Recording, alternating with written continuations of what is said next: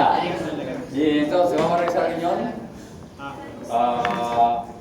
La verdad que acá esta fotografía muestra el sistema urinario. El sistema urinario está constituido por los dos riñones, los uréteres, que son estas estructuras, la vejiga, y la uretra que lleva la...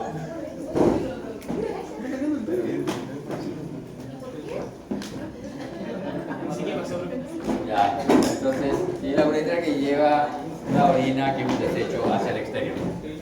Bien, función, formación de orina y regula la presión arterial, la hidrodinámica y el equilibrio ácido-básico del cuerpo. También posee una función endocrina.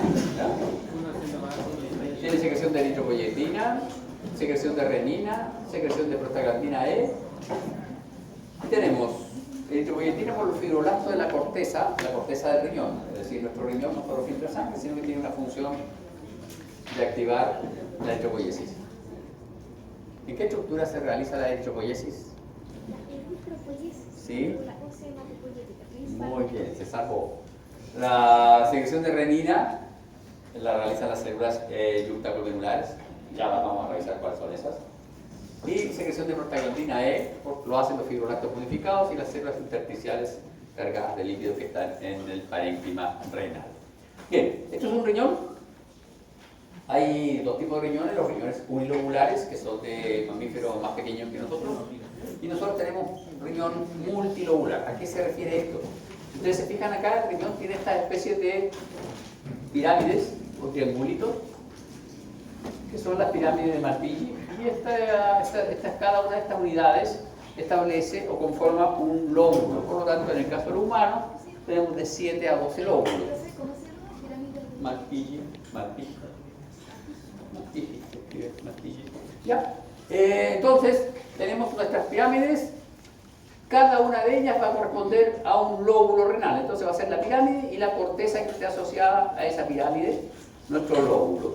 En el caso de la rata, por ejemplo, hay una sola pirámide, un solo lóbulo. Nosotros tenemos entre 7 y 12. Cada lóbulo tiene la parte submédula, que es la pirámide, ¿ya?, orientada hacia un cáliz. Y ese cáliz se llama cáliz menor. Luego los cálices menores confluyen en cálices mayores. En el caso de los humanos, si tenemos 12 lóbulos, tenemos 12 cálices menores. Y luego vamos a tener 5 cálices mayores, y todos los cálices mayores van a confluir acá, a la pelvis renal. Y desde esta pelvis renal se continúa la harina hacia la vejiga. Y entonces, ¿qué epitelio tenía la pelvis renal? Ese epitelio no existe.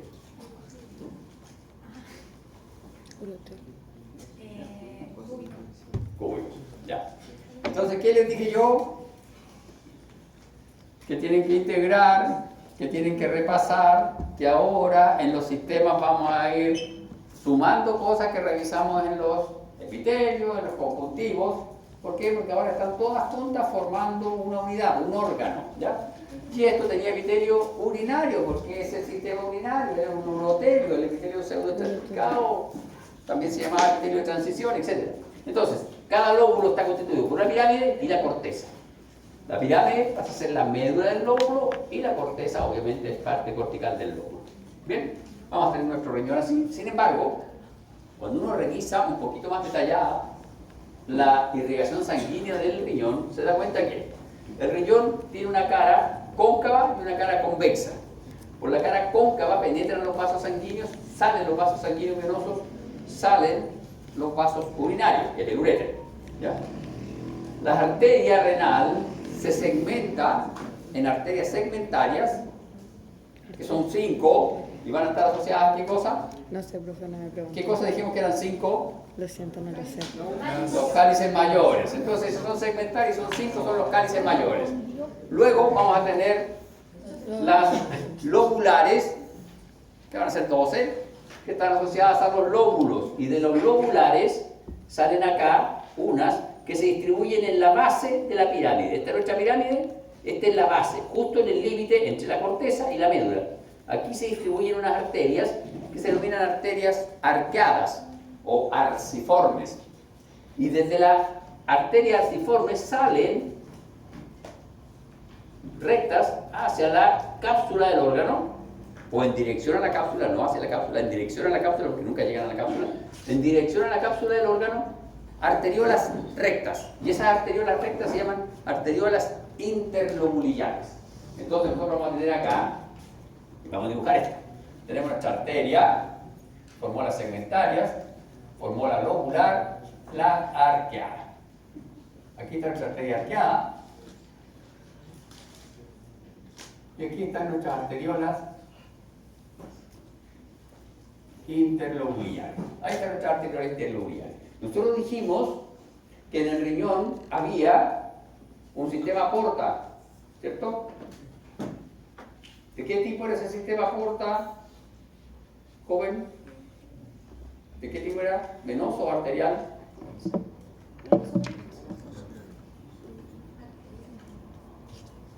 Era arterial. Entonces tenemos una arteriola que nace de aquí. Desde la arteriola interlobular nace una arteriola pequeñita. Y esa arteriola pequeñita se asocia a un corpúsculo, y desde el corpúsculo sale otra arteriola y forma una red capilar peritubular, y esa red capilar peritubular confluye en una vena interlobular que llega a una vena arciforme. Y ahí está nuestro sistema porta urinario, ¿se acuerdan que era arterial? Ya. Pero tenemos nuestras arteriolas interlobulares. ¿Por qué se denominan arteriolas interlobulares? Porque entre dos arteriolas, ahí está, esta línea de aquí es mi arteriola arciforme, arteria y vena arciforme, ahí está la arteria y la vena arciforme, y desde esta arteria y vena salen hacia arriba, que describe ese trayecto, se fijan, ahí está cortada de nuevo, arteriolas, y estas son interlobulares. Aquí hay una arteriola, aquí hay otra arteriola interlobular. ¿Y qué hay en el centro? ¿Qué hay en este espacio que está delimitado por estas dos arteriolas? Vamos a tener una arteriola, otra arteriola. ¿Qué hay aquí al medio? Aquí al medio hay una serie de conductos cortados preferentemente de forma longitudinal. Y también vamos a encontrar tubos cortados transversalmente, y vamos a encontrar unas estructuras mayores que son los corpúsculos renales.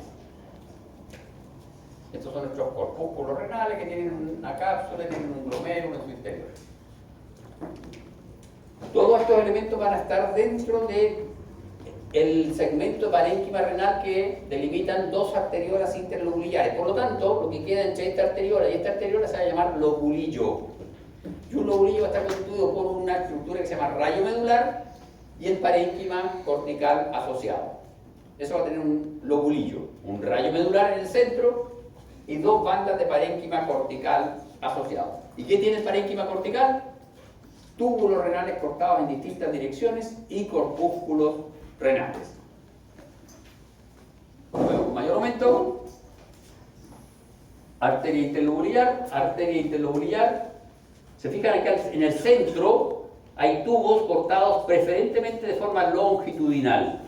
En cambio aquí los tubos están transversales, tangenciales y hay corpúsculos. Hay corpúsculos, tubos cortados transversales, tangenciales. Esto es un lobulillo renal. Bueno, y lobulillos tienen cientos de miles cada riñón. ¿Ya? Lóbulos tenemos 12, pero lobulillos tenemos cientos de miles. Bien, ¿qué hay en el interior de cada lobulillo? Dijimos que había conductos cortados longitudinalmente y que había conductos cortados transversalmente y que habían corpúsculos renales. ¿A qué constituyen o qué elementos constituyen esas cosas? Los túbulos cortados longitudinalmente, estos de aquí, ¿se fijan? Que son muy rectos y son pobremente eosinófilos, corresponden a túbulos colectores. Y estos tubos cortados preferentemente de forma tangencial o transversal, y estos corpúsculos forman parte de una estructura que se llama nefrona. Y la nefrona es la unidad morfofuncional del riñón. todo este parénquima no es otra cosa que nefronas asociadas a túbulos colectores. Se llama túbulo colector porque colecta de varias nefronas. ¿Se fijan? Aquí tenemos, esto es una nefrona y este es el tubo colector. ¿Se fijan? El tubo colector longitudinalmente cortado, esta es la corteza. Esto es solo corteza. Ahí están nuestros túbulos colectores, estas son nuestras nefronas. Túbulos colectores, acá están nuestras nefronas. Tubos cortados transversalmente, tangencialmente y corpúsculos renales. ¿Alguien ha contado algo? Perdón, está... No, le estaba preguntando sobre los túbulos colectores. Era lo que está en blanco, ¿cierto? Porque hay dos cosas que están como lo que está longitudinalmente. A ver, mira. Eso de ahí es un vaso sanguíneo. Ya, sí. Este conducto de aquí, ese y ese son túbulos colectores. Estos muy rojitos no son túbulos colectores, ya va que otro no tiene. ¿Ah? Los más blanquitos no son túbulos colectores.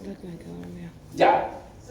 Entonces, el parénquima renal va a contener túbulos colectores, perdón, el parénquima renal cortical va a contener túbulos colectores, nefronas. Y en la zona de la corteza va a contener túbulos distales, corpúsculos proximales. Ahora, en la zona de la médula, el parénquima renal, que en la zona de la médula no se segmenta en lobulillos, solo los lobulillos solo son corticales. En la zona de la médula, el parénquima renal va a tener túbulos colectores y porciones gruesas descendentes, porciones delgadas descendentes, porciones delgadas ascendentes y porciones gruesas ascendentes del asa de Henle. Eso es el asa de Henle, es una horquilla. La describió el señor Henle, por eso se llama asa de Henle. Entonces, en la médula, parénquima medular, vamos a tener túbulos colectores y porciones descendentes gruesas y delgadas y porciones ascendentes delgadas y gruesas del asa de Henle. En cambio, en el parénquima cortical, que está segmentado en lobulillos, vamos a tener túbulos colectores, túbulos proximales, túbulos distales y corpúsculos renales. ¿Ya? Los corpúsculos renales entonces solo están en la corteza, están secuestrados en la corteza. En la médula no hay corpúsculos renales. ¿Por qué? Porque nuestra nefrona es una estructura que está constituida por un corpúsculo renal, un túbulo proximal contorneado, un túbulo proximal recto, y aquí tenemos un problema. Dijimos que esta era parte de la asa Henle. Bueno, estos tubos tienen doble nombre, ¿no? Esta porción de aquí se llama porción gruesa descendente de la asa Henle. Porción gruesa, porción delgada descendente, porción delgada ascendente. Subimos por el asa Henle y nos encontramos que esta porción de aquí es el túbulo distal, que conecta con el túbulo colector. Y este se llama colector porque recibe 1, 2, 3, 4, 5 nefronas. Pues se llama colector, colecta de varias nefronas. ¿Ya? Vamos a ver entonces esta fotografía de parénquima. Esto es un corpúsculo renal, otro corpúsculo renal, otro corpúsculo y otro corpúsculo. Y aquí estos túbulos que se ven transversalmente cortados y fuertemente eosinófilos corresponden a los túbulos proximales. Estos que se ven menos eosinófilos corresponden a los túbulos distales. Y estos que se ven muy pobremente eosinófilos y preferentemente cortados de forma tangencial o longitudinal son los túbulos colectores. ¿Ya? Bien, vamos a ver entonces nuestro componente esencial, que es la nefrona, y se compone de un corpúsculo renal que tiene por función filtrar la sangre y un sistema de túbulos. ¿Y qué es lo que hacen en el sistema de túbulos? Modifican el filtrado de la sangre. Y vamos a tener un túbulo distal. Este es mi corpúsculo. Aquí se realiza el filtrado de la sangre. En esa zona se realiza el filtrado de la sangre. Aquí queda el filtrado primario de la sangre. Y este filtrado primario tiene que avanzar por este tubo, que se llama tubo proximal, y se va modificando. Luego desciende por esta asa Henle y vuelve a ascender por el asa Henle y pasa por el túbulo distal, sigue modificándose y finalmente llega al túbulo colector. Y una vez que llega al túbulo colector ya no sufre más modificaciones. Sale por el área cribosa de nuestro lobulillo y cae en el cáliz menor. y desde el cáliz menor es transportado por epitelios. Entonces, nuestro sistema tubular tiene un túbulo distal, un ACL y un túbulo proximal. Ahora, si nosotros revisamos este esquemita de aquí, habrían dos tipos de nefronas, unas nefronas corticales y unas nefronas yuctamedulares. Las nefronas corticales se caracterizan porque tienen una ACL corta, en cambio las yuctamedulares tienen una ACL larga que se proyecta profundamente en la médula del lóbulo renal, ¿no? Esta ACL es larga y se proyecta profundamente en la médula del lóbulo renal. Esos son los dos tipos de asas de nefronas que existen. Las nefronas yuctamedulares son aproximadamente un 15%, son menos en proporción que las corticales, pero las yuctamedulares son las más importantes en todo lo que es el mecanismo de concentración de la orina, ¿ya? En cambio, las de arriba no son tan importantes en el mecanismo de concentración de la orina. Bien, cuando uno realiza un corte histológico del parénquima renal y lo tiñe con hematoxilina eosina, se da cuenta de que hay una distribución bien particular de la eosinofilia. Se fijan, acá están las arterias arqueadas, esa es la arteria arciforme, por lo tanto desde aquí hacia arriba es corteza, y yo también sé que desde aquí hacia arriba es corteza porque ahí hay corpúsculos renales, esos son corpúsculos renales, entonces desde aquí hacia arriba es corteza, y todo esto es médula, ya, todo esto es médula. Este es un riñón unilobular, de una rata, pero en la médula, que es esto, ya tenemos un problema. Yo veo esta zona menos eosinófila, esta zona de una eosinofilia media, y esta zona la veo más eosinófila. Eso quiere decir que habrían tres segmentos: fuertemente eosinófilo, medianamente eosinófilo, pobremente eosinófilo. Cuando revisamos la distribución de las estructuras que componen una nefrona, nos damos cuenta que los corpúsculos renales siempre están en la corteza, pero los túbulos proximales, la parte contorneada, está en la corteza, pero la parte recta, que también se llama ACL descendente, se proyecta hacia la médula, pero no se proyecta más allá de un cuarto de la médula. 1, 2, 3, 4. La médula subdividida en 4 partes. Vamos a subdividir nuestra médula. Vamos a dibujar aquí nuestra médula. Vamos a dibujar acá nuestra médula. Entonces, tenemos acá nuestra médula en cuartos. Esta es nuestra médula, ¿ya? Entonces, tenemos nuestro corpúsculo. Aquí está el corpúsculo. Y el túbulo proximal. ¿Qué gracia tiene el túbulo proximal? El proximal tiene la gracia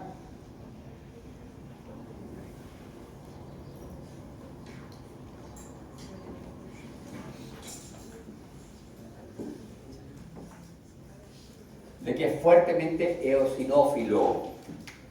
Y si es fuertemente eosinófilo, es el culpable de que esta porción sea fuertemente eosinófila.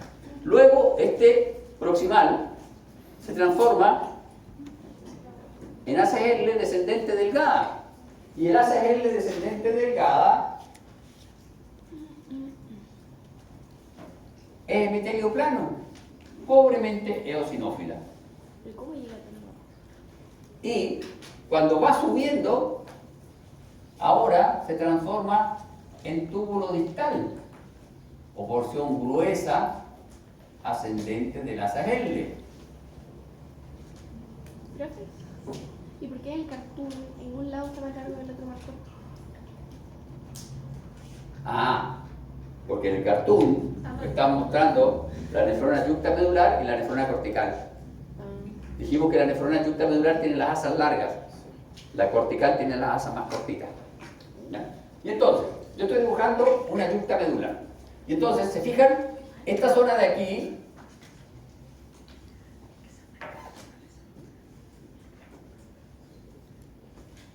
es menos eosinófila. Y esto llega al colector.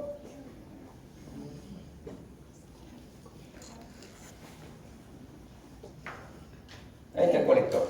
Y el colector es muy pobremente eosinófilo. Y entonces vamos a tener, ¿se fijan? Zona externa, zona interna, franja externa, franja interna. ¿Qué es lo que está aquí? ¿Se fijan? Tenemos una zona externa y tenemos una zona interna. ¿Qué va a haber en la zona interna? Solo porciones delgadas, descendentes y ascendentes del ACL, que son muy pobremente eosinófilos, son epitelio plano.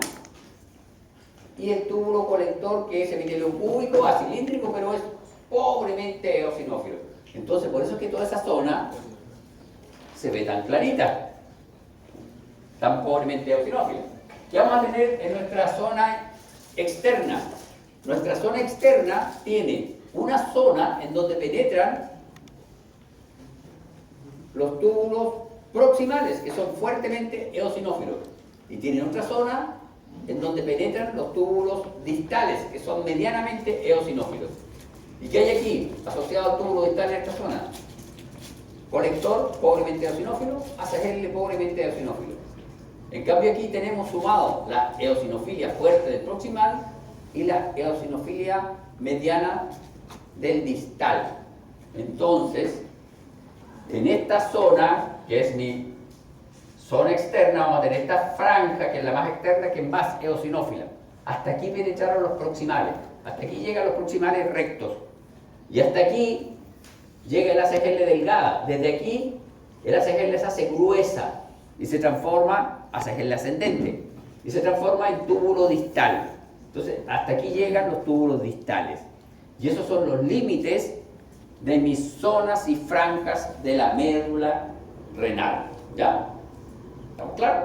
¿Sí? Ya, bueno. Acá está con mucho mayor aumento para que ustedes vean. Hasta ahí llegan los proximales, hasta aquí llegan los distales, y todo esto es ACL delgada con túbulo colector.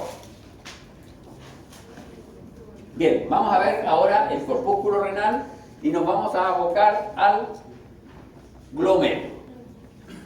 Esto de aquí es un corpúsculo renal y este es el esquema del corpúsculo renal. El corpúsculo renal tiene que filtrar sangre.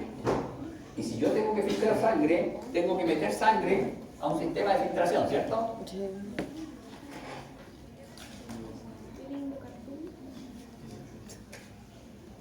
Yo no fui. Es un Falabella. ¿Falabella qué? ¿Qué pasó? ¿Qué le pasó con Falabella? No era corona. What happened? Manzanita. Pero mira qué bonita No, el manzana. cartón estaba... No. ¡Qué hermoso, profesor! Ya. Pica. Esa era Entonces, la- nosotros necesitamos filtrar sangre. Entonces, lo que vamos a tener acá, que aquí tenemos una arteriola cortada longitudinalmente. ¿Y por qué yo sé que es una arteriola cortada longitudinalmente? Porque está veo las túnicas longitudinal. musculares de músculo liso cortado transversalmente. ¿Y por qué tengo que tener dos arteriolas? Porque si siempre que hay una arteriola y esa arteriola se capilariza, después deberíamos tener una vena y una postcapilar. ¿Por qué tener una arteriola acá?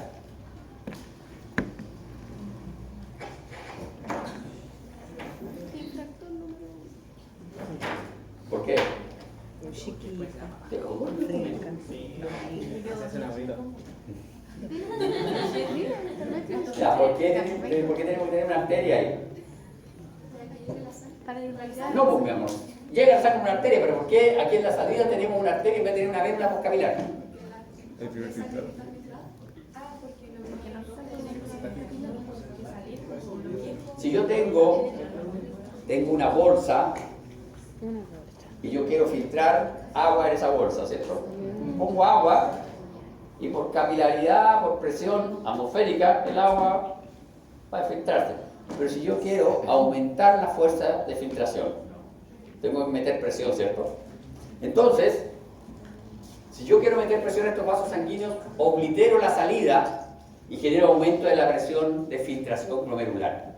Por eso que tienen que ser dos arterias y por eso que están súper bien controladas desde el punto de vista de la fisiología de estas dos arterias, para poder controlar la presión de filtración glomerular. ¿Ya? Son arteriolas. Arteriolas. Entonces vamos a tener nuestras dos arteriolas y vamos a tener nuestro glomérulo. ¿Y qué es el glomérulo? El glomérulo es una asociación entre capilares fenestrados y células epiteliales modificadas que se llaman podocitos. Ah, los abrazadores. Los ositos que abrazaban. Los podocitos. Los podocitos en el epitelio los mismos, los abrazadores. No era otro, sí. ¿Y qué ese otro? Es que ¿La no. epitelio? Y el pelicito ese. Ese, pero es que todos tienen citos al final. Porque todos son citos de... Eso es un capilar. Esto es un. Todos son citos blancos. Señores, este es un corpúsculo renal. Tiene una lámina parietal que tiene epitelio plano simple y tiene una lámina visceral que son estos podocitos. El podocito es un epitelio modificado. Los podocitos son células. Ay, no. Es el cartón al que le estoy sacando fotos. Los podocitos, si después me enfado con ustedes, van a decir que es sin razón, que no está justificado, pero bueno, no importa. O sea que El podocito es un epitelio modificado y son células de aspecto cúbico, pobremente eosinófilas, con un núcleo grande eucromatínico ovoideo. Y la principal característica es que tienen muchas prolongaciones que abrazan a los capilares fenestrados. Y es tal el abrazo que se fusiona la membrana basal del capilar con la membrana basal del epitelio que forman los podocitos. Y esa fusión de esas membranas basales forma la barrera de filtración glomerular. ¿Ya? Y si ustedes se fijan aquí, el podocito yo lo dibujé con patitas, porque son las patitas del podocito los que hacen contacto. Si este es el capilar y yo soy un podocito, mis dedos hacen contacto con el capilar y dejan espacios, hendiduras de 30 a 50 nanómetros, perdón, de 30 a 40 nanómetros aquí, quedan espacios. Y esos son los espacios de filtración. La sangre que está aquí en el capilar sale por esos espacios, por esas hendiduras, hacia esto que es el espacio urinario. ¿Ya? Ahora, tenemos aquí orina, tenemos que sacarla. Entonces la sacamos por aquí. Emilia, este es el túbulo contorneado proximal. ¿Qué epitelio tenía? ¿Qué característica tenía ese epitelio? Puro tío, eso puede pegar. Puro tío.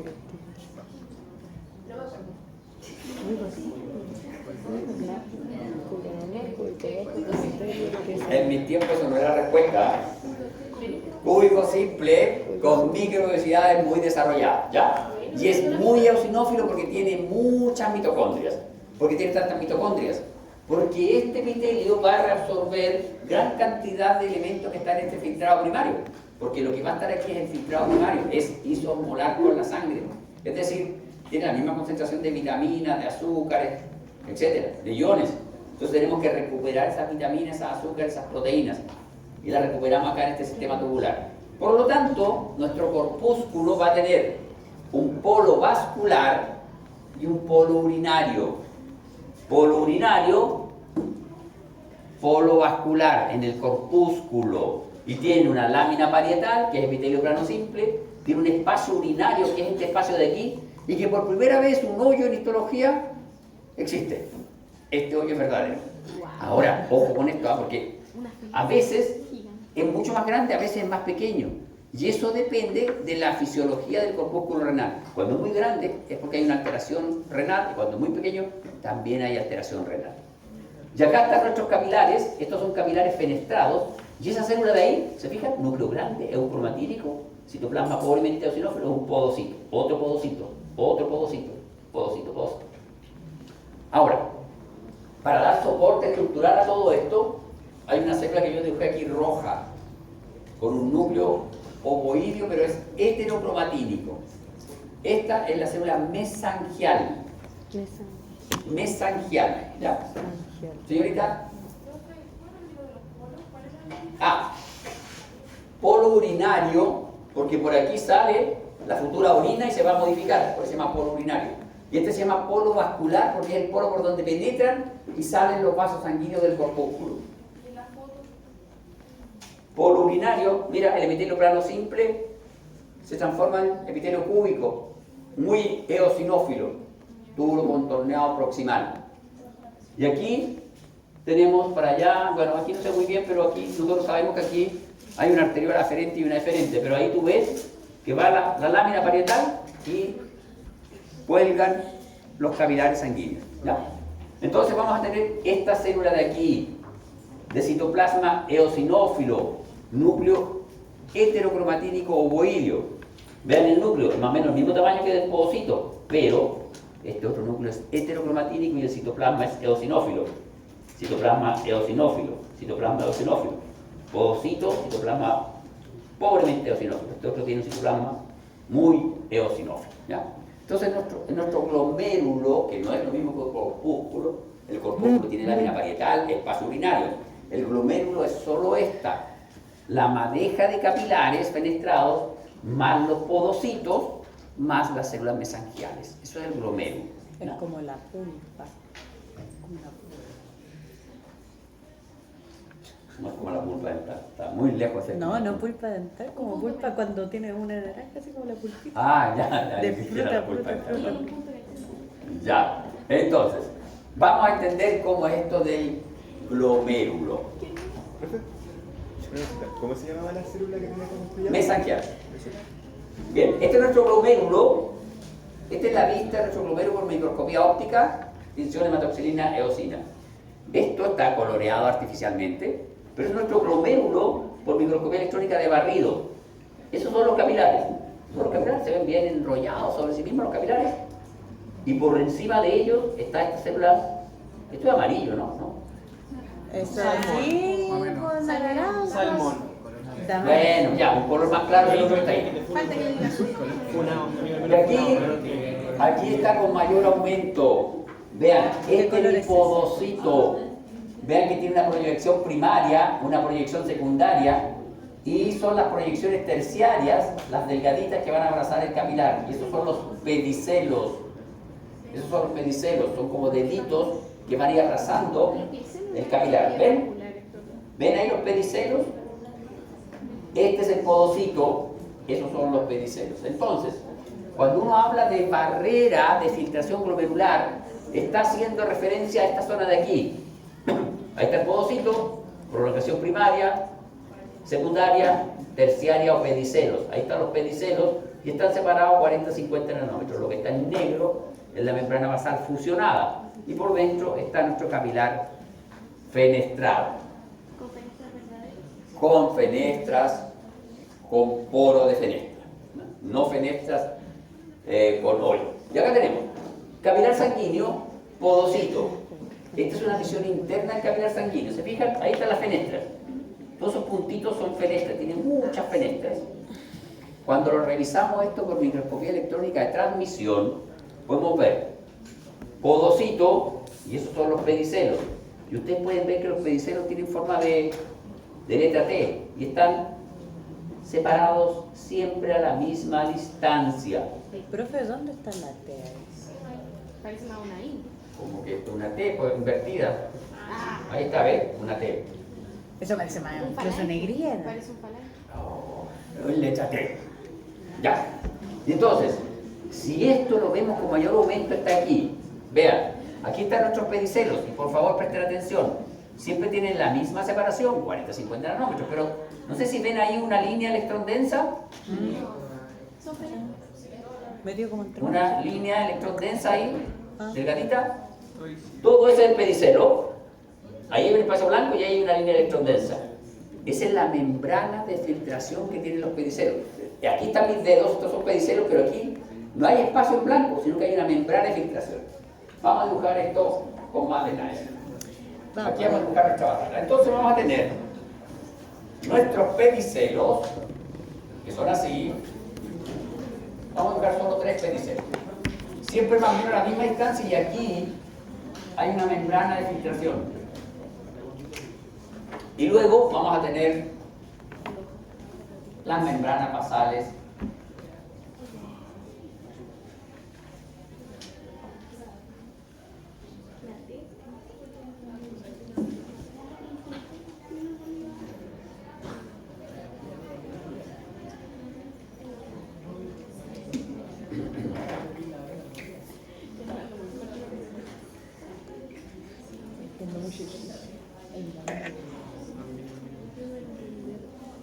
Yo no escucho nada.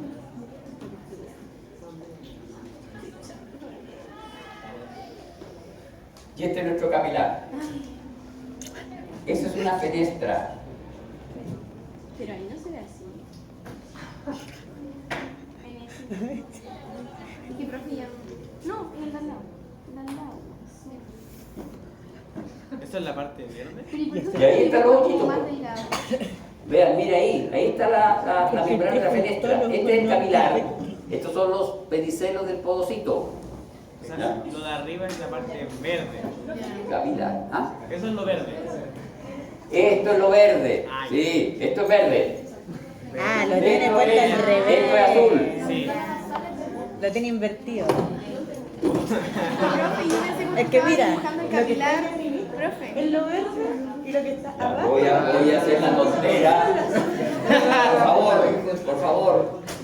¿Veis? Lo que voy a poner acá arriba no es parte de la barrera, pero para que se hagan una idea, ahí está nuestro podocito. Ya. ¿Qué cosas?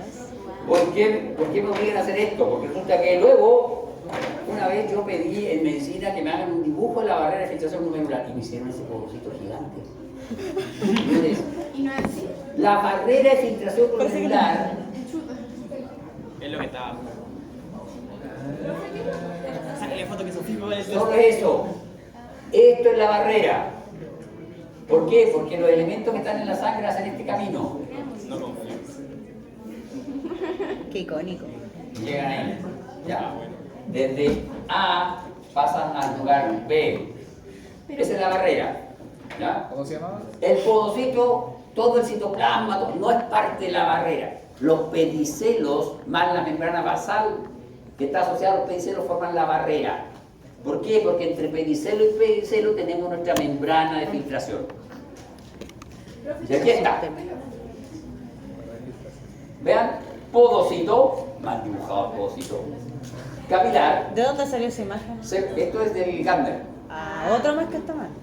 No está mal, está mal dibujado, mal, le faltó amor. Ah, a eso se refiere. Bien, y entonces, la barrera de filtración glomerular posee tres elementos.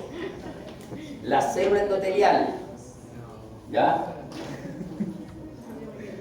La lámina basal, pero no es una lámina basal cualquiera, es una lámina basal fusionada, en donde vamos a tener tres láminas dentro de esa membrana basal. Y finalmente, la capa visceral, que está constituida por los podocitos. No podocitos propiamente tal, sino que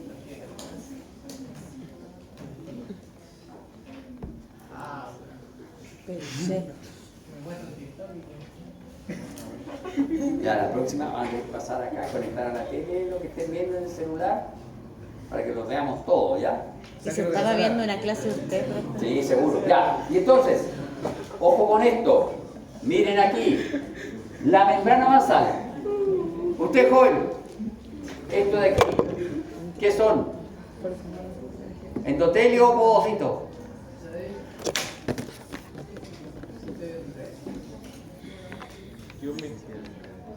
¿Qué es?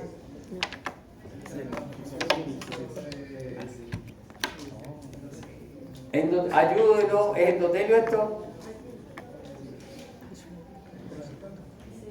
Sí, endotelio. Eso es un pedicelo. Pedicelo del podocito. El azul, profe. Es que profe la otra. Pedicelo del podocito. Podocito, endotelio. El azul. Y ahora, si ustedes miran con cuidado, silencio, si miran con cuidado van a ver que aquí hay una zona menos electrondensa y aquí hay una zona más electrondensa y aquí hay una zona menos electrondensa. Quiere decir que la fusión de estas dos membranas basales genera tres zonas. Y vamos a tener la lámina rara interna, que es la zona de la membrana basal que está adherida al endotelio. Vamos a tener la lámina densa y la lámina rara externa, que es la zona de membrana basal que está adherida a los pedicelos. ¿Y por qué se llama rara la lámina? Porque se ve rara respecto de la electrón densidad, respecto de la electrón densidad de la zona media. ¿Ya? Y entonces, cuando uno revisa la bioquímica de esto, se da cuenta que, ojo, la lámina rara interna tiene laminina, fibronectina y protoglucano rico en heparansulfato. Mucho protoglucano rico en heparansulfato. Tiene carga neta negativa. ¿Qué quiere decir eso? Agüita. Va a traer agua. Que Agüita. todas las moléculas que tengan carga negativa, que estén presentes en la sangre, van a ser repelidas por carga. ¿Ya? Entonces esa lámina rara interna ayuda a la filtración por carga. Luego tenemos la lámina densa, tiene colágeno de tipo 4, pero abundante colágeno de tipo 4. ¿Por qué tiene colágeno 4?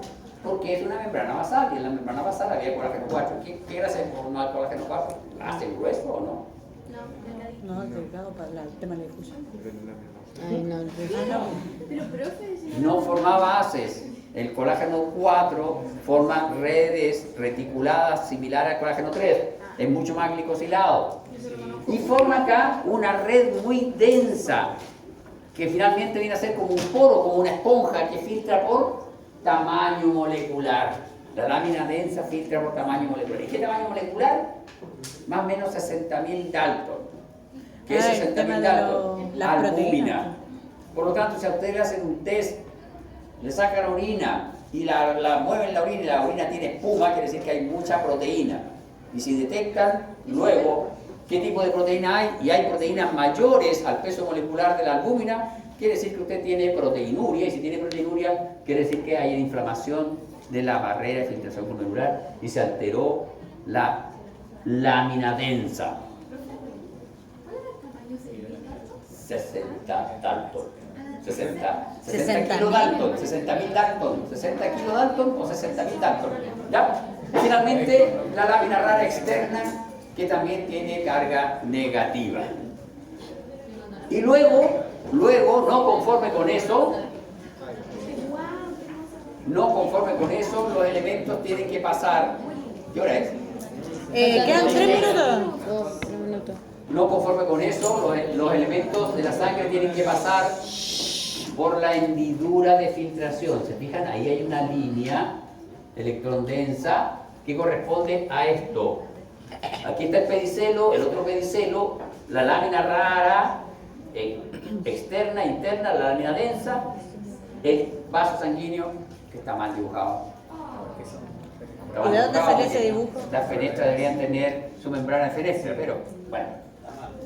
Pero lo que importa es esto, se fijan, esta es la hendidura de filtración. La hendidura de filtración son proteínas que están formando una suerte de colador, de criba, y para eso se anclan al citoesqueleto, filamentos de actina, se anclan los filamentos de actina al citoesqueleto de nuestros pedicelos, y es por eso que el pedicelo siempre está a 30, 40 nanómetros, porque esa distancia es la que le dan estas proteínas, que son la nefrina, la NEF1 y la NEF2. ¿Ya? Bien, y esta es la última diapo de hoy, con el último minuto que nos queda, solo para hablar de la célula mesangial, porque la célula mesangial la presentamos como una cosa que mantenía la estructura. Pero la verdad es que la célula mesangial no solo mantiene la estructura, sino que además es un macrófago. Es capaz de fagocitar elementos bacterianos que pudieran pasar por acá. ¿Cómo qué cosa? Pero además tiene secreción de interleuquina 1, factor de crecimiento derivado de plaqueta y factor de crecimiento derivado de fibroblasto. Eso quiere decir que cuando esta célula mesangial se hipertrofia puede producir trastornos a nivel de la viabilidad de la barrera de filtración glomerular. Bien, señores. Nos vamos a... La próxima semana espero que estén un poquito más tranquilos en clases ya no quedan neuronas. y voy a ver